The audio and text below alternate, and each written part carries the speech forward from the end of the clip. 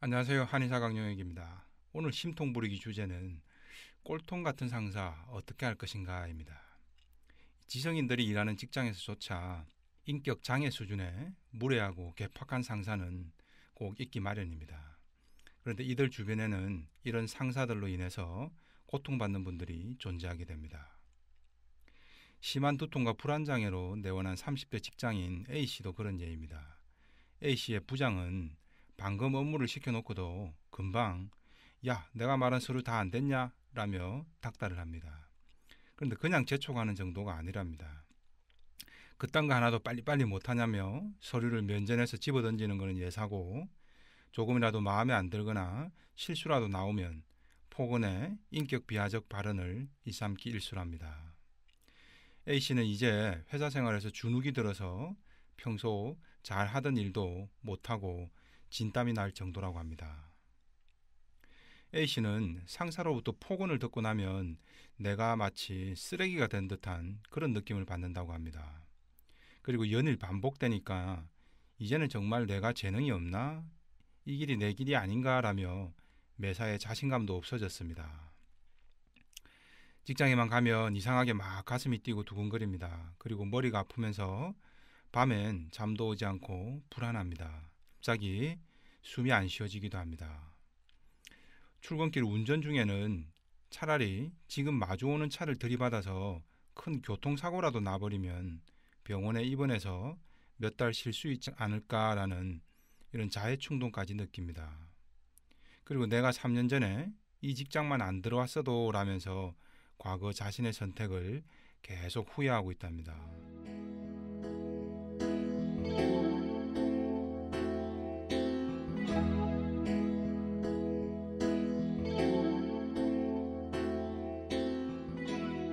A씨는 지금 꼴통 같은 상사 때문에 우울, 불안, 자해충동, 자신감 상실, 무력감이라는 현상에 직면해 있습니다. 매우 위험한 착시 현상으로 응급을 요하는 상황입니다. 여기서 A씨의 상황을 치유하기 위해서는 무엇보다 자신이 처한 상황을 객관화하려는 노력이 필요합니다. A씨의 현재 어려움은 외부에 존재하는 문제의 근원을 자꾸 자기 내면의 문제로 인식하고 있는 겁니다. 분노를 계속 억압하는 과정에서 생기는 착시 현상이죠. 지금 어려움은 꼴통 같은 상사 때문에 비롯된 것인데도 A씨는 자기 자신이 못나서 계속 이런 일이 빚어지고 있다는 자책과 자기 비난, 심지어 죄의식까지 느끼고 있습니다. 당장 시급한 것은 이 같은 현실인식을 객관화하는 것입니다. 그리고 그 다음에는 싸울 것인지 도망갈 것인지를 분명히 해야 합니다. 정신의학에서 내적 갈등의 해소를 하기 위해서는 가장 기본되는 것이 fight or flight입니다. 싸울지 도망쳐버릴지를 빨리 결정해야 고통에서 벗어날 수 있습니다. 그런데 A씨는 어느 쪽도 쉽게 선택할 수 없다는 모순 때문에 결국 화살을 엉뚱하게도 자기 자신에게 돌려버리게 된 겁니다. 자, 첫 번째 객관적 상황 인식 문제입니다. A씨처럼 여러 직원이 함께 있는 사무실에서 상사한테 욕설을 듣고 막 깨집니다. 다른 직원들은 아마도 조용히 있겠죠. 이런 상황이 반복되면 어떨까요? 사실 심리적으로 매우 위축됩니다. 그래서 나중에는 정말 내가 죄인인 양 그런 착각이 듭니다. 마치 초등학교 저학년 때 담임 선생님이 같은 반 거부들이 다 있는 데서 나 혼자만 막 혼내는 상황이랑 비슷한 거죠. 이때 우리는 담임 선생님이 혼내는 내용이 정당한지 아닌지 혹은 그가 인격적으로 좀 문제가 있는지 아닌지는 깜빡 놓쳐버립니다. 그리고 내가 혼날 만한 행동을 한 건지 아닌지도 잘 따져보지 않게 됩니다. 대신 나는 여러 사람들 앞에서 혼났다라는 충격적인 상황만 강하게 기억되기 때문이죠. 그래서 상대의 인격적 문제가 아니라 내가 못나서라는 쪽으로 결론이 엉뚱하게 가버리는 겁니다. A씨도 그런 예죠. 이때 제3자의 반응은 어떨까요? 담임 선생님이 무리하게 아이를 면박 준다고 제3의 다른 아이들이 선생님 그건 선생님이 잘못한 거예요 라고 나서서 말할 수 있을까요? A씨도 마찬가지입니다. 제3의 다른 직원들은 왜 가만히 있었을까요?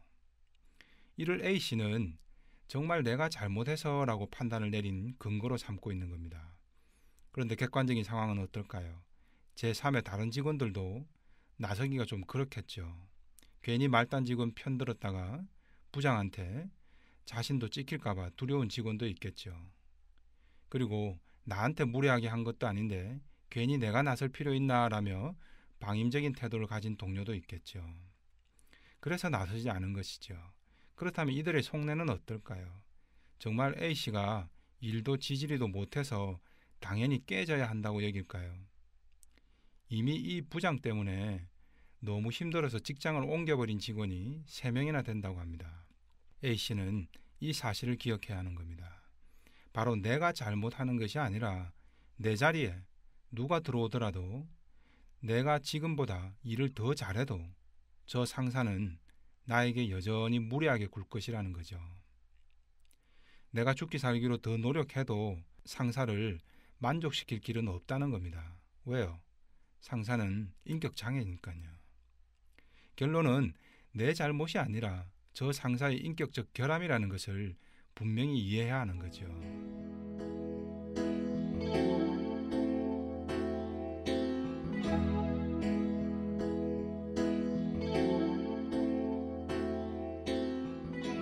어느 날 직원 회식 자리에서 한 여자 선배가 지점장에게 조용히 건의를 했다고 합니다. 문제의 그 부장이 아래 직원들에게 너무 무례하고 힘들게 한다. 그래서 직원들도 견디다 못해 자꾸 나가고 그 사람이랑은 일을 서로 안 하려고 한다라고 말이죠. 그런데 지점장은 이런 건의를 듣고 단칼에 일축해버립니다. 조직에는 그런 사람도 있어야 아래 사람들이 긴장도 하고 조직도 잘 돌아간다면서 말이죠. 지점장은 왜 그랬을까요?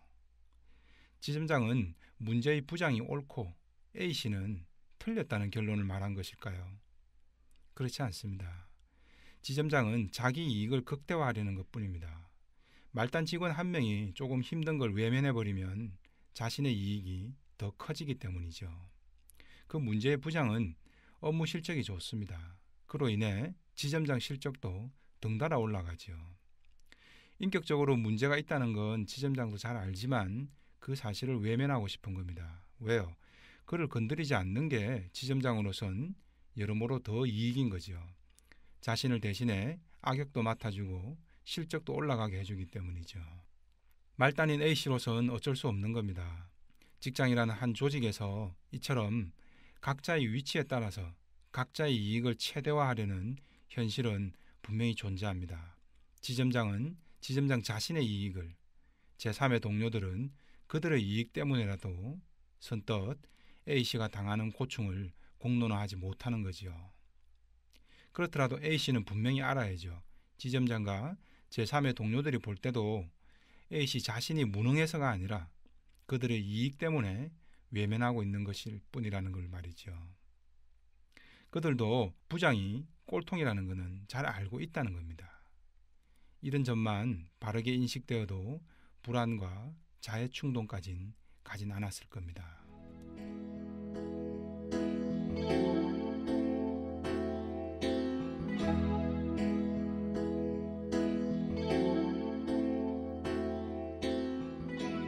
자, 이제 상황 판단을 객관화하고 난 뒤에는 두 가지 큰 선택이 남습니다. 앞서 말씀드린 대로 바로 싸울 것인가, 도망갈 것인가이죠. 첫째, 싸우는 선택을 보겠습니다. 싸우는 것에도 크게 두 가지 방법이 있습니다. 그 첫째는 막 가는 것입니다. 꼴통 상사가 무례하게 나올 때 똑같이 무례하게 들이받아 버리는 방법입니다. 말 그대로 파이팅이죠. 지렁이도 밟으면 꿈틀한다는 걸 보여줘야 합니다. 계속 당하면 꼴통들은 자신이 옳은 줄 알고 계속 약자를 괴롭힙니다. 직접 충돌이 너무 부담스럽다면 기세라도 보여줘야 합니다. 인간을 포함한 동물들, 특히 수컷들은 동물적 기세에 매우 민감합니다. 내가 한 대 때렸는데 상대가 아무 저항도 없다면 계속 만만하죠. 단순히 직장 내 서열 문제만은 아닙니다. 아래 직원 중에서도 만만한 사람이 타겟이 되는 겁니다. A씨도 기분이 안 좋을 때는 전화통도 집어 던져버리고 책상도 발로 차고 혼자말로 욕도 좀 하고 그 상사가 볼 수 있도록 센 척 해 보이는 겁니다. 그 이면에는 한판 붙자라는 무의식의 메시지를 전달하는 거죠. 내가 다 죽게 생겼는데 못할 게 뭐 있습니까? 이판사판으로 가야 내가 살아남을 가능성이 높아지는 겁니다. 물론 이 방식은 내가 저 상사로부터, 저 부장으로부터 완전히 눈밖에 나거나 인사상 불이익 등을 감수할 각오는 해야 합니다. 그래도 자해 충동까지 느끼며 내 삶이 피폐해지는 것보다는 낫겠다 싶다면 충분히 그런 손해를 감수할 만한 가치는 있겠죠. 이 또한 환자가 스스로 결정을 해야 합니다.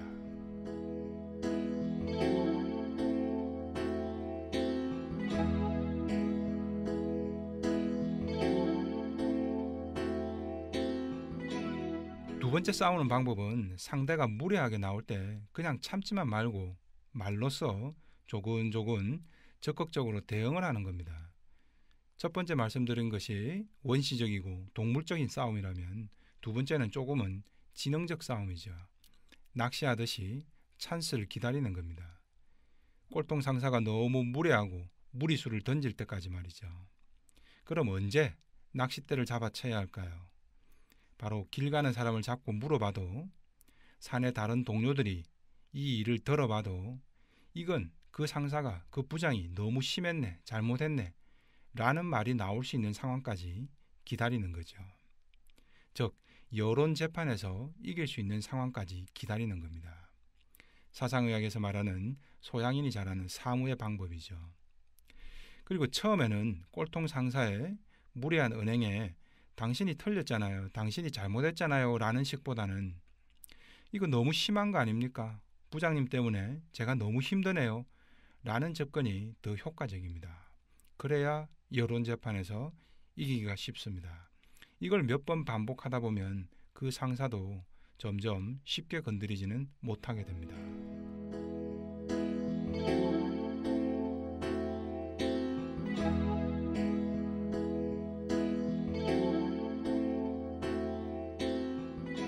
자, 이제는 도망치는 방법입니다.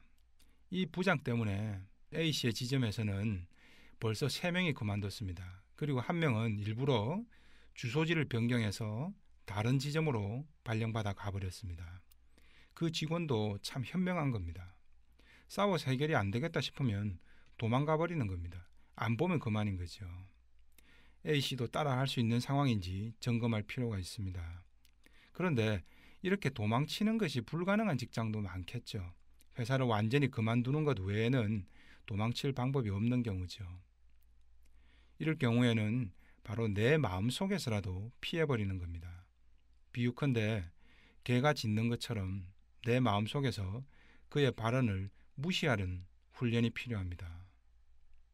지금까진 꼴통 상사가 무리하게 나오면 그래, 내가 죽일 놈이다, 내가 능력 없는 놈이야, 이렇게 결론이 났었죠.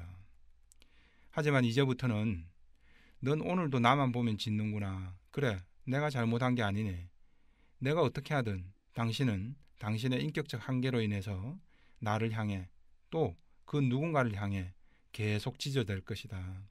어제도 오늘도 그리고 내일도 그럴 것이다. 그러면서 당신은 나름대로 일을 잘한다는 착각 속에 빠져 있을 것이다 라고 해석을 하는 겁니다. 우리는 학교에서든 직장에서든 곳곳에 암초 같은 인격 장애자들을 만날 수밖에 없습니다. 이때 이들 때문에 내 삶이 피폐해지고 우울해지고 자신을 해치려는 충동까지 느끼는 것은 정말 안타까운 착시 현상입니다. 상황 인식을 객관화하면서 싸우든 도망치든 무엇보다 내 중심을 놓치지 않는 것이 가장 중요합니다. 이상 한의사 강용혁이었습니다.